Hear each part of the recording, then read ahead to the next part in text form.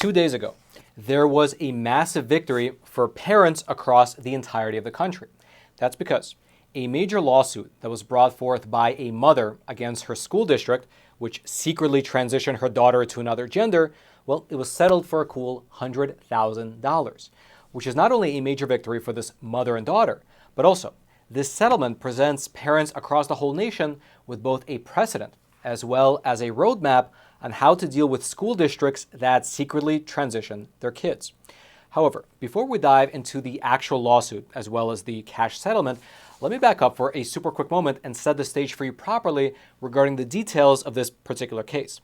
And by the way, I hope that if you appreciate content like this, which oftentimes gets completely ignored by the mainstream media, well, I hope you take a super quick moment to smash those like and subscribe buttons, which will quite literally force the YouTube algorithm to share this video out with ever more people.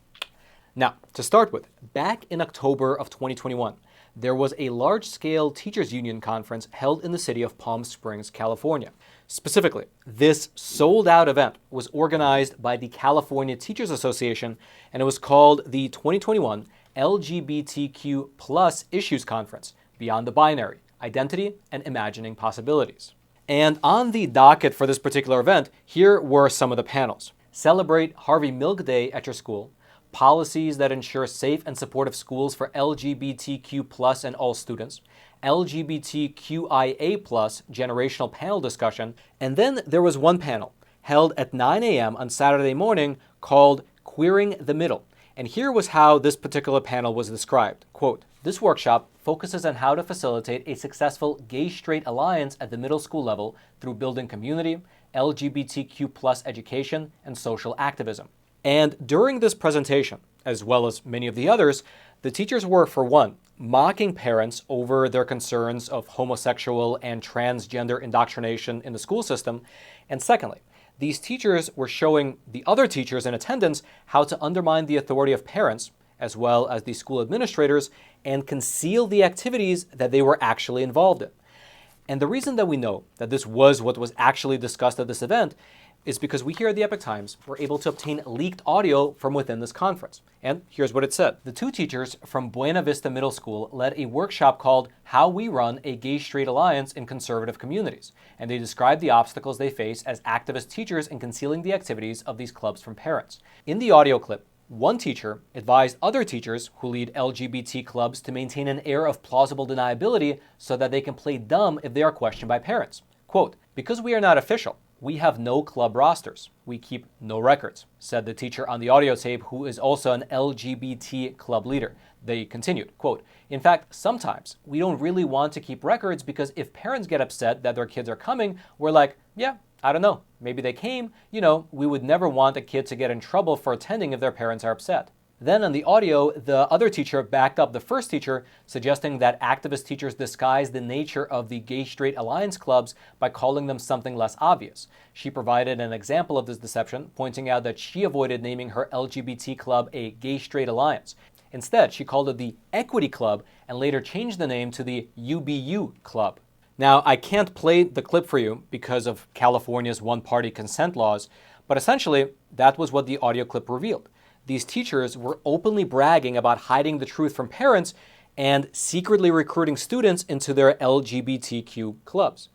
Now, when this audio was first leaked to the public, the parents within the school district were suddenly awakened to the realities of what was happening with their kids. And among the parents was this mother right here, Ms. Jessica Conan. And at the time, Jessica had a 12-year-old daughter in the Buena Vista Middle School, a young girl by the name of Alicia. And what allegedly happened was that indeed, just as was discussed in that audio tape, the school district had disguised the name of its gay-straight alliance club, calling it an equality club, and one of the teachers had coaxed Alicia into joining this equality club, at which point that teacher began indoctrinating her and affirming Alicia as being transgender. This was, again, being done with the girl currently in 6th grade, and it was being done completely without the knowledge of her mother. In fact, the first time that her mother became aware that anything like this was happening was when, at the tail end of the year, she was called in for a meeting with the principal. Here's how that went down. Quote, "Near the end of 6th grade, Jessica's daughter told her she might be bisexual, and by the middle of the 7th grade, Jessica was called to the school for a meeting with her daughter, a teacher, and the school principal. The teacher told Jessica her daughter was trans fluid, And then the mother told us this, quote, I sat across the table and I was crying. I was trying to absorb everything. They kept looking at me angrily because I kept saying she, and that it was going to take me time to process everything. I was very confused. I was very upset. I was blindsided, completely blindsided. The teacher accused Jessica of not being, quote unquote, emotionally supportive of her daughter, who was to be called by a new name and male pronouns and would be using the unisex restroom at school. The mother then told us here at the Epoch Times that, quote, I felt she completely coached my child. She added that she was hurt that her daughter had not come to her first and that the teacher acted in a mean-spirited, smirking way towards her. And indeed, soon after that meeting, Alicia began to use a male name, male pronouns, she began to use the unisex bathroom at school, and she also began to wear a chest binder underneath boys' clothing. But the situation went from bad to even worse. That's because shortly after this meeting, the police showed up on Jessica's front door. Quote, within a few days of the meeting, the King City Police Department showed up at her door and told her that there had been a complaint made to Child Protective Services. The police questioned her 2 children and asked them if they wanted to be removed from the home. Jessica said, they made me feel like a monster. But she complied and took her children to meet with Child Protective Services that week. According to Jessica, Child Protective Services dropped the case and did not demand that she call her daughter by masculine pronouns as her teacher had insisted. Throughout the school year, Jessica was afraid to ask questions about her daughter or her school activities, fearing that Child Protective Services could take her children away. And this, by the way, is a situation that many parents all across the state of California are currently finding themselves in. Now, fortunately, eventually, Jessica was able to transfer her daughter to another school, after which things actually went back to normal for them. And in fact, Alicia, who is now 16 years old, she describes the whole experience as being both evil as well as horrible. We here at the Epoch Times, we actually had an opportunity to speak with Alicia, hear her side of the story about how this all went down, and here's what she said. Quote, Alicia's social gender transition began when she went to see a school counselor because she was feeling depressed. Alicia told us that, quote, I was told by the counselor, it was brought up that I was sad because I wasn't who I was supposed to be, and that's kind of where it all started. Alicia was then pulled away from her schoolwork, and the counselor, who she said was working with the school to socially transition kids, put her on a gender support plan, known as a GSP, which required school staff to use a male name and pronouns when referring to her, and to allow her to use the unisex teacher's restroom instead of the girls' facilities. Alicia then told us here at the Epoch Times, quote, I was advised by the school not to tell my mom, and I was given articles on how to hide a social transition from my mom. I was extremely confused and honestly very scared. I wanted to tell my mom and continually said I wanted to tell her, but I was encouraged to keep it a secret. The school said that my mother wouldn't support me. Furthermore, the school knew at that particular time that Alicia was searching online for information about suicide, but they never told her mother about it. Now, thankfully, Alicia eventually left that middle school behind, and since doing so, she told us here at the Epoch Times that she's actually able to focus on her academics, and she added this, quote, I am 1000% a girl. I am Alicia. That is who I am, and no one can ever change that. I feel free, finally. I feel like I'm not under control by anybody. I can finally move forward with my life and be happy. However, there's a lot more to this happy ending, which we'll get into right after I introduce the sponsor of today's episode by showing you this little piece of money. Or rather, I should say that this is fake money being printed into oblivion by those geniuses over in Washington, D.C. And so before they completely obliterate your life savings, what I recommend you do is to convert that fake money into real money, which is physical gold and silver. And the best company to use is the sponsor of today's episode, American Hartford Gold, who also happens to be my own personal gold and silver bullion dealer. They have thousands of other 5-star ratings across the country. They have an A+ rating with the Better Business Bureau. They ship quickly, directly to your doorstep. Their product listings are awesome. They're stacked with great options of gold and silver bullion and coins, and they have amazing customer service. When you pick up the phone and call them, you feel good knowing you support a company that supports the truth getting out into the wider American audience. And so calling them up is a no-brainer. But best of all, if you tell them that Roman sent you, they will throw in up to $5,000 worth of free silver with your first purchase. It's 866-242-2352, or you can simply text the word Roman, R-O-M-A-N, Roman, to 65532. Of course, all their details will be down in the description box below. And now, let's head on back to the studio. However, there's a lot more to this happy ending, because as I alluded to in the top of the episode, last year, Jessica, who is Alicia's mother, she filed a lawsuit against the Spreckles Union School District, the school principal, as well as 2 separate teachers in that particular school. That lawsuit, it was filed back in June of last year, in June of 2022.